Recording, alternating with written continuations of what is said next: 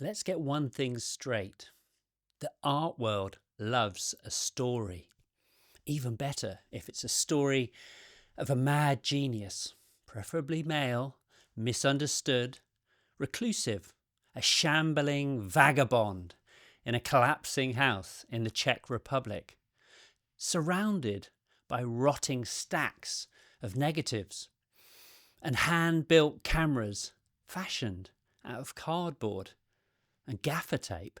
Enter Miroslav Tichý, either the ultimate outsider artist, a kind of photographic Van Gogh with a telephoto lens, or he's something much murkier, a compulsive voyeur who spent decades photographing unsuspecting women, usually at swimming pools or in parks, often from behind hedges, hidden in the shrubbery, almost always, and this is the important bit, without consent. An analogue upskirter. And what did he do with these images? He drew on them, scratched them, creased them, smudged them with fingerprints. He glued them onto scrap paper, scrawled borders around them. They're not tidy. They're not glossy. They're not neutral. And above all, they are not, and this is my contention, innocent. So here's the question. Was Tichý a pervert or a genius? I guess it depends on who's asking, and perhaps, more importantly, who's selling. After his death, a quiet feeding frenzy began. Curators, gallerists, collectors, all with sharp elbows and soft lighting, swooped in to celebrate the rawness, the poetry, the vulnerability. A man who lived his whole life as a hermit for decades, whose work was not really shown publicly in his lifetime, suddenly became a posthumous icon of transgressive beauty. But let's keep it real.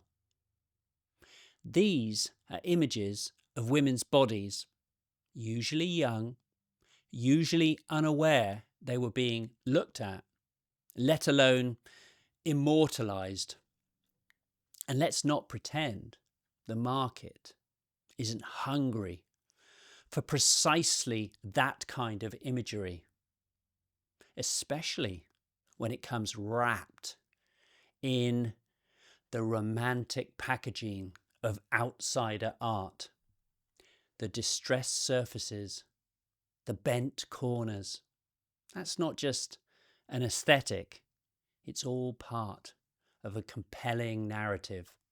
It implies obsession, it says authenticity, it says troubled genius, and boy, does it sell. For all his technical novelty, he was photographing his fixations, and the art world, which so often pretends to be concerned with ethics and contexts, seems more than willing to look the other way when the fetish is framed just right.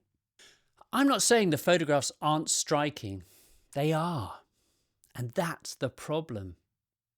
They pull you in with the softness, the ghostly, diffused light. They're painterly. They whisper something about time, decay, the lost eroticism of looking. But in amongst the allure, the important question to answer is, why are you looking? And who gave you permission? Because let's be honest, that dreamy, damaged style doesn't redeem the work. It camouflages it. It gives a nostalgic sheen to something that's essentially voyeurism. It's not transgressive. It's just as I said before, titillation, dressed up as aesthetics.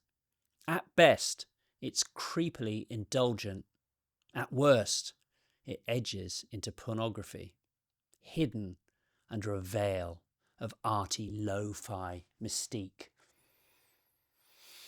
The style may seduce, but it also distracts from the fundamental imbalance, the absence of agency, and the uncomfortable truth that making these images public without, and that's the important bit, the subject's consent only compounds the original violation. Obviously, this is just my opinion.